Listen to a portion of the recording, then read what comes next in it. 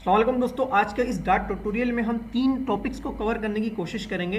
पहला है हमारा डेसिमल नंबर, और उसके बाद हमारा दूसरा जो टॉपिक है वो है हमारा यूक्लिडियन मॉड्यूल ऑपरेशन, और तीसरा जो टॉपिक है हमारा वो है ऑर्डर ऑफ ऑपरेशन। ठीक है, तो हम डेसिमल नंबर से स्टार्ट करते हैं। ठीक है, मैं कंट्रोल बी दबा देता हूँ ताकि मेरे को सिर्फ यही टॉपिक नजर आए। तो हम इसमें क्या करेंगे, सबसे पहले अपना वाइड मेन का मेथड लेंगे ताकि हम अपने कोड को जो है वो टेस्ट कर सकें। उसके अंदर हम प्रिंट लेंगे, चूँकि अभी हमने वेरिएबल्स वगैरह ये सारी चीज़ें हमने नहीं पढ़ी है, तो प्रिंट के अंदर ही हम सारी चीज़ों को सीखने की जो है वो कोशिश करते हैं। तो डेसिमल से क्या मुराद है, जैसे लास्ट वीडियो में हमने सीखा था अर्थमेटिक ऑपरेशन के प्लस माइनस मल्टीप्लाई डिवीजन, तो उसमें हमने एक चीज़ देखी थी, और वो चीज़ क्या थी कि जो भी हम कर रहे थे उसमें जो आंसर आ रहा था उसका वो इंटीजर में आ रहा था, मतलब होल नंबर में आ रहा था। होल नंबर से मुराद कि उसमें डॉट से वैल्यू नहीं आ रही। डेसिमल नंबर वो वैल्यू होती है जो डॉट के बाद भी आती है, मतलब आपने देखा पॉइंट के बाद जो वैल्यू आती है उसको डेसिमल नंबर कहते हैं, और जो जिस वैल्यू के बाद पॉइंट नहीं होते उनको हम जो है वो होल नंबर, इंटीजर नंबर कहते हैं। तो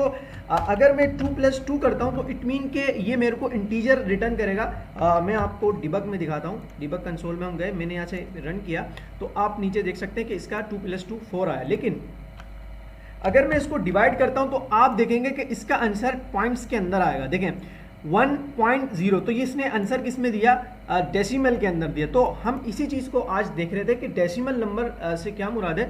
तो उसके अंदर हमने देखा इंटीजर एंड होल नंबर। हमने इंटीजर होल नंबर देखा था, जैसे मिसाल के तौर पर अगर 2 × 2 करूँगा तो ये मेरे को ऑलवेज हमेशा इंटीजर या होल नंबर है मुझे रिटर्न करेगा। इसी तरीके से अगर मैं क्या कहते हैं, मैं अगर 10 - 2 करता हूँ तो ये भी मुझे हमेशा एक इंटीजर में या होल नंबर में रिटर्न करेगा। लेकिन अगर मैं 10/2 करूँगा तो चूँकि 2 जो है वो छोटी वैल्यू जो राइट साइड पे है और 10 जो है वो बड़ी वैल्यू है, तो 10 के टेबल में जो है वो 2 आता है, मतलब 2 के टेबल में 10 आता है, तो हम 10 को आसानी से काट सकते हैं 5 टाइम पे। तो मैं इसको रन करता हूँ तो आप ये देख सकते हैं कि 5 टाइम पे ये 10 जो है हमारा कट चुका है। इसी तरीके से लेकिन ये वैल्यू जो है हमारी डेसिमल में आई है, तो ये डेसिमल में जो वैल्यू आना है इसको एक और चीज़ इसके अंदर मेरे को बतानी थी, वो था ट्रूकेटिंग डिवीजन ऑपरेटर। ट्रूकेटिंग डिवीजन ऑपरेटर क्या होता है कि अगर आप चाहते हो कि अगर आप ये समझ रहे हैं कि ये जो डेसिमल वैल्यू आ रही है लेकिन मैं एक्सपेक्ट करता हूँ इंटीजर वैल्यू, क्योंकि देखिए ना, अगर मैंने यहाँ पर 14 लिख दिया तो 2 के टेबल में 14 आता है 7 मरतबा, तो 7 के टाइम पर आता है। तो अगर मैं रन करता हूँ तो यहाँ पर 7 आएगा, लेकिन वैल्यू डेसिमल में, और डेसिमल में हम चाहते नहीं है, क्योंकि मैं समझता हूँ कि मैं इसको इंटीजर वेरिएबल में स्टोर करूँगा, तो मैं यहाँ पर ट्रूकेट ऑपरेटर लगाऊंगा। ये इस तरीके से, ये हाथी की सूंड की तरह होता है, आप इसको याद रखिएगा। तो इससे क्या होगा कि ये इंटीजर के अंदर जो है वो रिटर्न करेगा। देखें अब ये इंटीजर के अंदर है। तो यही टॉपिक था और यही मेन चीज़ थी ट्रूकेटिंग डिवीजन ऑपरेटर। इस चीज़ को समझाने का मकसद, इस टॉपिक का जो मकसद है पूरा वो यही है, इस ऑपरेटर को समझाना। ठीक है, तो इसको जब आप यूज़ करेंगे तो ये आपको हमेशा जो है वो आपको राउंड के अंदर वैल्यू देगा। जैसे मिसाल के तौर पर 9 को डिवाइड कर रहा हूँ मैं 2 से, तो ये मेरे को राउंड करके देगा वैल्यू। ठीक है, इसने मुझे राउंड करके दिया। ठीक है, तो ये आपको राउंड करके दे रहा है। ट्रूकेटिंग ऑपरेटर ऑलवेज आपको इंटीजर या होल नंबर में जो है वो आपको रिटर्न करता है। ठीक है, तो हम चलते हैं आज के दूसरे टॉपिक की तरफ। दूसरा जो हमारा टॉपिक है वो है यूक्लिडियन मॉड्यूल ऑपरेटर। उसको हम देखते हैं, द यूक्लिडियन मॉड्यूल ऑपरेशन हमारे क्या होते हैं। तो उसके अंदर सबसे पहले मैं वाइट मेन का मेथड लेता हूँ और आपको बताते हैं कि ये जो है, जाहिर सी बात है, इसमें जब आपको ऑपरेटर नज़र आ रहा है इसका मतलब ये कोई ऑपरेटर, ये कौन सा ऑपरेटर है, यहाँ पर आपको दिख भी रहा है कि डैश सिंबल, तो ये वाला जो इसको मॉड्यूलस भी कहते हैं, ये वाला ऑपरेटर है। तो मैं यहाँ पर बताता हूँ, मैंने लिखा 2 मॉड्यूलस 2। इसका मतलब ये हुआ कि आपके पास 2 सेब हैं और 2 जनों में तकसीम करने हैं, तो 2 सेब 2 जनों में ईजिली तकसीम हो सकते हैं। मॉड्यूलस क्या करता है, लेफ्ट साइड वैल्यू को राइट साइड वैल्यू में तकसीम करता है। जो लेफ्ट साइड वैल्यू होती है वो राइट साइड वैल्यू में तकसीम करता है, जो रिमाइंडर बचता है वो रिटर्न कर देता है। तो अगर मैं यहाँ पर इसको रन करता हूँ तो ये रिमाइंडर मेरे को 0 में देगा, चूंकि 2 सेब 2 जनों में तकसीम हो जाएंगे, कुछ भी नहीं बचेगा। लेकिन मैं इसको 3 कर देता हूँ तो 3 सेब को 2 जनों में तकसीम करना इम्पॉसिबल है, आप एक एक दोगे, एक बचेगा। तो मैं इसको रन करता हूँ तो आप देख सकते हैं यहाँ पर मेरे पास 1 बचा। इसी तरीके से अगर मैं यहाँ पर 4 कर देता हूँ तो जैसे मेरे पास 4 एप्पल है, मैं ऊपर लिख भी देता हूँ कि मेरे पास 4 एप्पल है और मेरे को जो है वो तकसीम करने हैं 2 प्यूपल के अंदर। तो आप देखें कि मेरे पास जो है वो 4 एप्पल हैं और मैंने 2 जनों में तकसीम करने हैं, तो जाहिर सी बात है 2 दे दूंगा और मेरे पास 1 भी नहीं बचेगा। तो यहाँ पर रिमाइंडर आप देख सकते हैं 0 आएगा। लेकिन अगर मेरे पास 5 एप्पल हैं और मुझे 2 जनों में तकसीम करना है तो मैं 2 दे दूंगा और मेरे पास फिर 1 बचेगा। तो इस चीज़ को भी आपने ध्यान में रखना है कि मॉड्यूलस जो है वो आपका रिमाइंडर देता है। ये देखें, ये रिमाइंडर का काम करता है। अच्छा, अब इसका फ़ायदा क्या है भाई, हम इससे ईवी नोट निकाल सकते हैं। मिसाल के तौर पर मैंने यहाँ पर 12 लिया, तो 12 लेने के बाद मैंने मॉड्यूलस का साइन लगाया, मैं चेक करना चाहता हूँ ये इवन है या ओड है, और मैंने यहाँ पर 2 का जो है ना वो नंबर लिया। अब मैं इसको यहाँ से रन करता हूँ तो ये मुझे ये देगा 0। लेकिन अगर मेरी वैल्यू यहाँ पर जैसे 13 हो जाती है और अब मैं इसको रन करता हूँ तो ये मुझे 0 नहीं देगा बल्कि 1 देगा। इट मीन के ये जो 13 है ये ओड नंबर है और ये जो था हमारा ये इवन नंबर था। इसी तरीके से अगर मैं यहाँ 9 लेता हूँ और मैं यहाँ से इसको रन करता हूँ तो आप देख सकते हैं कि यहाँ पर 1 बच रहा है। इसका मतलब ये भी ओड नंबर है। ओड नंबर वो नंबर जो 2 के टेबल में नहीं आते वो ओड नंबर होते हैं। और मैं यहाँ पर 11 लेता हूँ और मैं यहाँ पर रन करता हूँ तो ये भी हमें बताएगा कि ये ओड नंबर है। तो आप इस तरीके से इसको यूज़ कर सकते हैं। तो हमारा ये दूसरा जो टॉपिक था आज की वीडियो का वो हमारा खत्म हुआ, Euclidean module operation. Euclidean module किसे बोलते हैं? मॉड्यूलस के साइन को बोलते हैं। इसके बाद हमारा टॉपिक है ऑर्डर ऑफ ऑपरेशन। अच्छा, ऑर्डर ऑफ ऑपरेशन से क्या मुराद है और ऑर्डर ऑफ प्रीसेंस क्या है, इसको हम देखते हैं।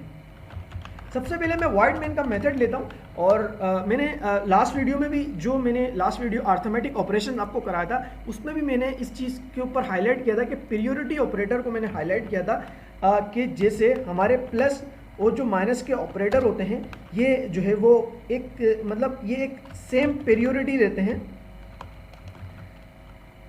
और हमारे पास जो मल्टीप्लाई और डिवीजन के ऑपरेटर होते हैं ये भी सेम पीरियोडिटी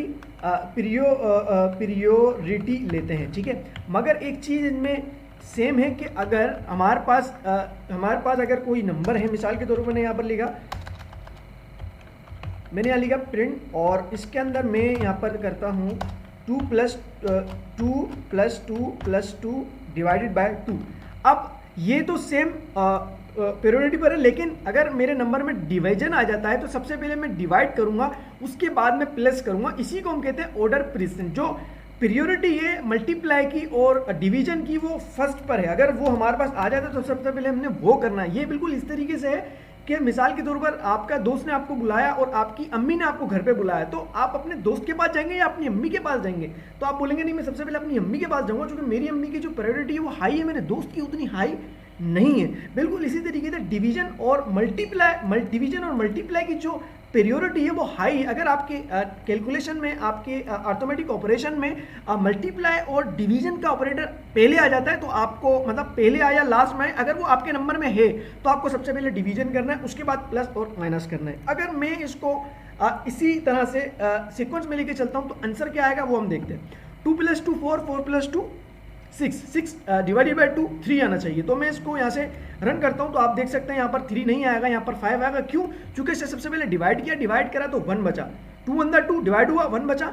अब 1 और ये 4 है प्लस हुआ तो 5 हो गया, ठीक है। तो इसको हम कहते हैं ऑर्डर प्रीसीडेंस, ठीक है। इसी के अलावा अगर हमने इसको समझना है दूसरे तरीके से तो वो ये, अगर मैं इसको ब्लॉक में कर देता हूँ, सॉरी ब्लॉक का, तो यहाँ मैं इसको लेता हूँ और इसको मैं कर देता हूँ 12 और यहाँ मैं इसको कर देता हूँ प्लस।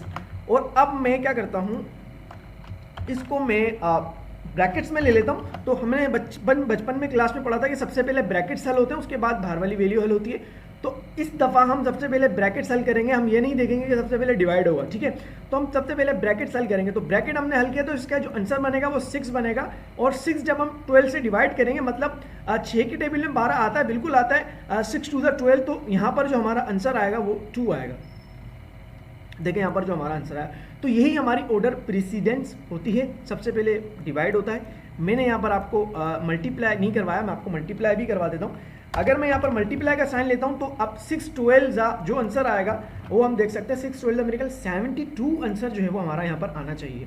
तो आप देख सकते हैं यहाँ पर 72 है। और अगर मैं इसको पहले की तरह जो है वो कर लेता हूँ, यहाँ पर मल्टीप्लाई 2 कर देता हूँ, तो मैं आंसर जो इसका ऑर्डर प्रेसिडेंस को देख के मैं करता हूँ, तो आंसर क्या होना चाहिए, 4 × 2 4, और यहाँ पर 4, तो हमारा 8 इसका आंसर होना चाहिए, ठीक है। 8 हो गया। अब मैं गलती करके करता हूँ, मैंने यहाँ से इसको प्लस किया, 6 हो गया, 6 × 2, तो इसका 12 होना चाहिए। नहीं, 12 नहीं होगा, पहले आप मल्टीप्लाई करेंगे फिर आप प्लस करेंगे। इसी को हम कहते हैं ऑर्डर प्रीसीडेंस।